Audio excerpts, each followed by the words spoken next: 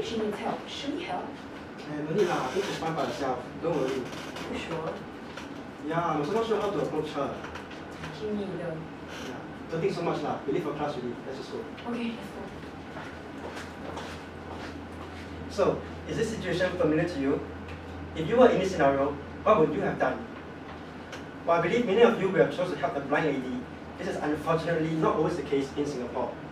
Now, I'll pass the time over to Jai, who will introduce you to our social issue. Thank you, Hong. So, good morning, everyone. I'm Jai, and together with me today are my groupmates, Chai and Nabila. So, we hope to raise awareness about embracing disabilities. In particular, we'll be focusing on issues regarding people with physical disabilities. So, you may wonder, what is inclusion? Inclusion is the concept of ensuring that all persons, including those with disabilities, are given the same opportunities to realize their potential in the same environment. So on the screen, you can see some of the examples of physical disabilities, such as muscular dystrophies, visual impairments, and hearing loss. With all this in mind, here comes a serious question. Is Singapore an inclusive society for people with disabilities?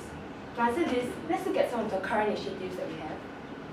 So first up, we have the Enabling Master Plan, which is a government's initiative that has been set up to empower people with disabilities so as to achieve their full potential in Singapore. On top of this, we also have the Purple Parade, which is a national movement that aims to celebrate the abilities of people with disabilities. However, despite all these measures, what is exactly happening on the ground? A survey done by the Lien Foundation found that Singaporeans support inclusion but do not practice it, and this is rather troubling. So according to the article, it was found that there was a gap between what Singaporeans think and do when it comes to supporting inclusion in Singapore. And so why aren't Singaporeans walking the talk here?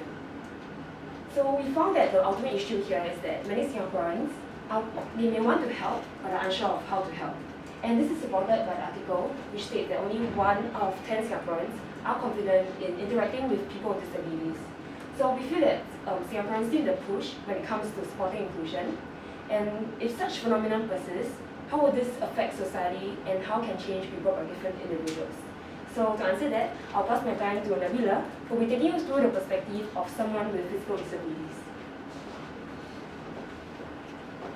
Thank you, Chai. So now I'll be sharing the perspective of Sophia, a 10-year-old girl who is physically disabled. She requires a wheelchair to move around, and she attends an integrated school with other able-bodied peers. So remember the Kahoot quiz I told you guys to log into just now? Yeah, so can you guys prepare your phones and log into that. So we just do a short survey, it's just 2 questions.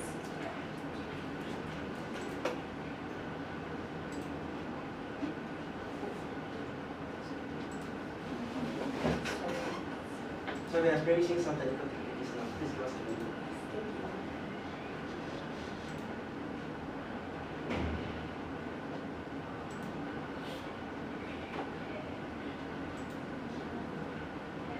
Okay, I think you guys have to log in again. Sorry.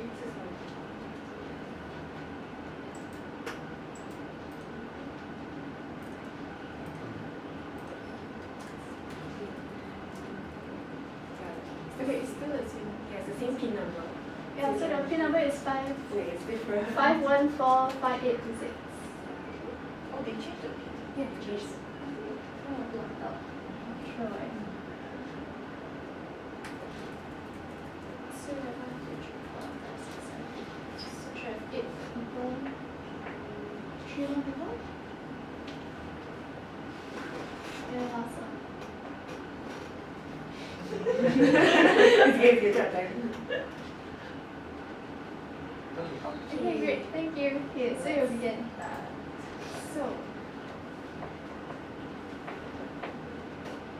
So for the first question, have you ever felt self-conscious of how you look? So in terms of your body appearance, your body image, or basically just how you look like. Okay, so most of us, all of us have felt this before. So next question. Have you ever felt inferior towards others? So the feeling like other people are just much better than you, or you're just not enough or good enough in any sense. So one person who, alright. And last question. So have you ever felt excluded in any social settings, be it in your workplace, school, even your small group of friends, where they exclude you from conversations or anything, or even activities?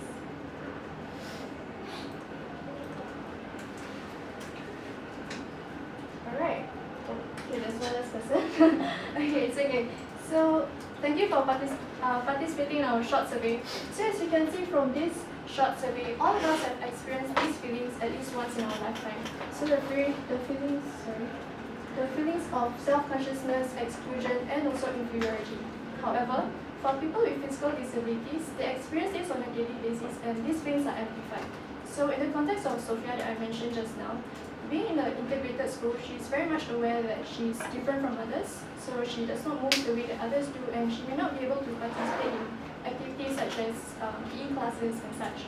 So she would experience these feelings on a daily basis. So when we talk about people with physical disabilities, we often say that they are disabled because of their biological impairments. So what do I mean? So in the context of Sophia, she has muscular dystrophy. So people often say that they are disabled because of a medical condition, muscular dystrophy.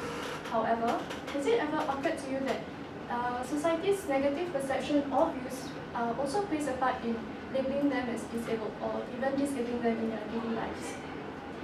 So society focuses too much on what people with disabilities can't do, cannot do because of their disability, instead of focusing on what they can do even with their disability.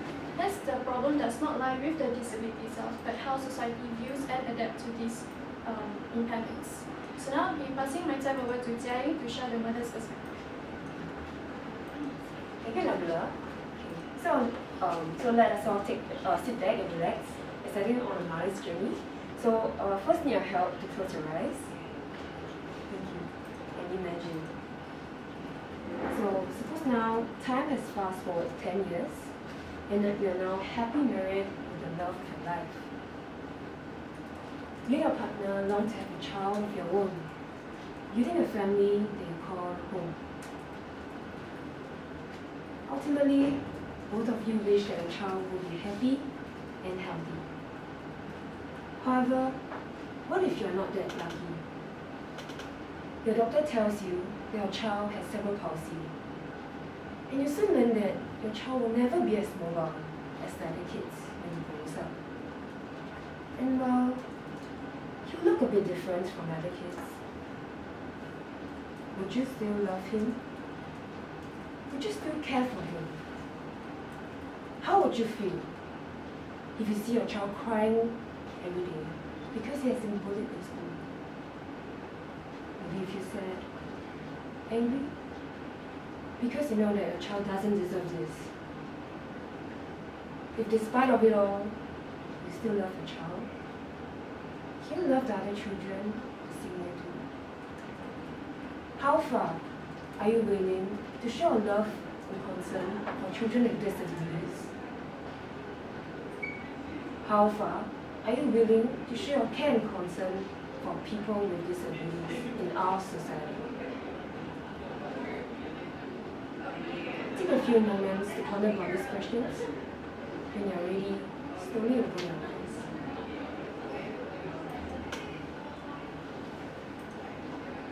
Thank you. What I've experienced just now was a short insight of how parents feel when a child has physical disabilities. I'm sure many of you here can empathize with the parents' struggles. So while these parents face many stresses as caregivers, nothing is as heart-wrenching as watching their own child suffering from a stigma against physical disabilities.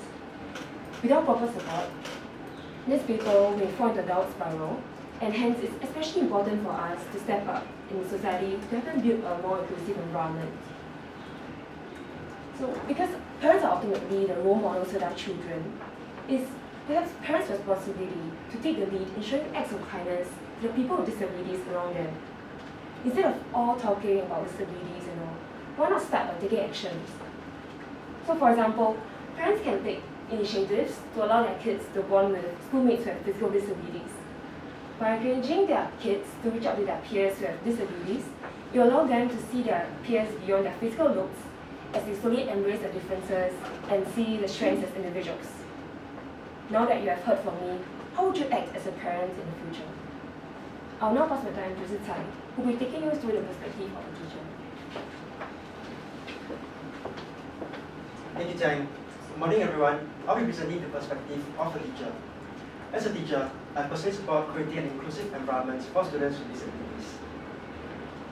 The government announced that children with moderate to severe disabilities will be included in the Compulsory Education Act with effect from this year. This means that more students will be entering mainstream schools. And according to the Ministry of Social and Family Development, 2% of our student population below the age of 19 have disabilities. This means that in a class of 40 students, there's an average of 1 student with a disability. Now, as a teacher, I see this act as a tremendous opportunity to create an inclusive environment for students. This act enables students with disabilities, students with and without disabilities to study and play together. And through increased interaction, there will be better understanding and integration between them. Then, problem solved, right? Not quite so. Unfortunately, this act itself has its own limitation. The act only helps to integrate students with disabilities into mainstream schools, but doesn't help to create an inclusive environment for them. And this is where we teachers come in. Someone once said, a good teacher takes a hand, opens a mind, and touches a heart. As teachers, we are agents of change, and we have the power to address this limitation. A simple action like modifying a game or activity to accommodate the student's disability will enable the student to feel included. As teachers, our mission is to mold the future of our nation by molding our students, regardless of their background and circumstances. We will always choose to mold students with and without disabilities separately, developing them into a different potential. However, if we just put in a little more effort, we'll be able to mold them together and eventually develop them into a greater potential. And through this process, also help to create an inclusive environment for students with disabilities. Now, I hand the time over to Nabila to open up our presentation. Thank you, Han. So now, before I wrap up on our presentation, I'd like to share a short personal story. So this happened to me last year, I think. So on my way home one day, I saw a boy wheeling himself on his wheelchair. He was wheeling himself home. So he looked around secondary school level. Yeah. So I'm not actually the kind of person to approach a stranger readily, but something in me motivated me to say, "Hi, do you need help?" So he looked so relieved that someone was willing to help him out because he looked physically tired wheeling himself home from school. And from that short period of time that I spent with him on the way home, I've learned so much more about him as a person. One of which was that he was an aspiring debater. Yeah, that was the main thing I remembered. And so my main point from this short experience is that it does not take much for us to get to know people with disability. All of us have the heart to help, but we just do not know how. Hence, the change has to begin with you. We all have to start putting our thoughts into action. So the next time you have the opportunity to get to know people with disabilities or even just be in the same setting and interact with them, take the initiative to take a step forward and maybe start a conversation. It is as simple as saying hi. So I hope that this small act of kindness can go a long way in helping people with disabilities. Thank you. So yeah, so now we'll be taking questions. We'll be taking questions from the floor if there's any. They're really long.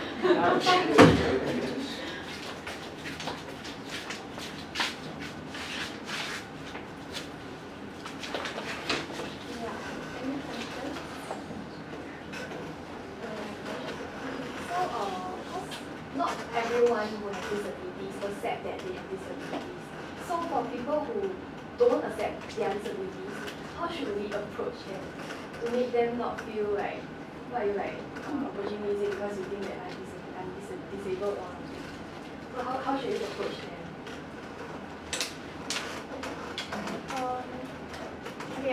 So your question is some people might not accept their disability, so how do you approach them? So when approaching people with disability, I don't think the main point is you approach them because they have disability, but it's more accepting them as one of our own. So like you don't approach them because you single them out as a person with disability, but as a main thing, just accepting them as a member of our society and just someone that you want to get to know. Yeah. So you don't always have to talk about their disability. So like my experience with the boy that I met, we did not even talk about his disability like throughout the whole time that I was living him home. So So it was just about him as a person and like what did he do in school and everything, like he enjoyed reading and stuff. So I think the point is not to put too much focus on their disability, but more of their abilities as a person. Yeah.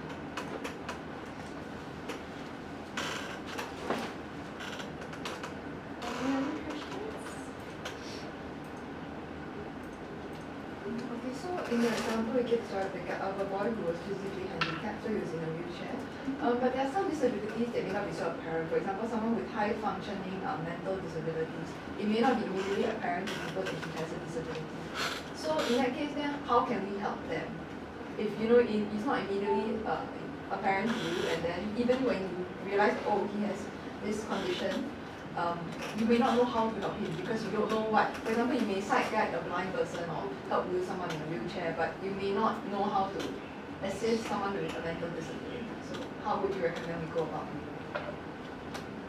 Yeah, okay, so for our social issue, we need targeting people with disabilities because it's a bit more focused, a little bit of effort, more focus towards this group of people. But nevertheless, our ultimate goal is to create an inclusive society for everyone with disabilities. So, but I think as for people with mental disabilities, as in with mental disabilities, this is basically the same thing. I think it all starts with us just approaching them and just getting to know them better because for them, some of them may know that they possess this disability, or some of them may not. But I think ultimately, what they want is that they want some social. Ultimately, they crave for some social interaction. You know, as long as you make the first step, you just make the first step to get to know them, and interact with them, or even join them for a simple meal out at the canteen. You know, all these small actions can help to increase their confidence and allow them to be more confident in their day-to-day social interactions. So I think this is the key to our issue is that we need to change our mindset. You know, people with disabilities are almost equivalent to us, and they're all parts of this society. Yeah, so it's all down to our mindset. Yeah, and just to add on this point, I think the part about not knowing, I think on our part as individuals or members of the society, we can also play a part in educating ourselves on the different disabilities, be it like physical or mental, and get like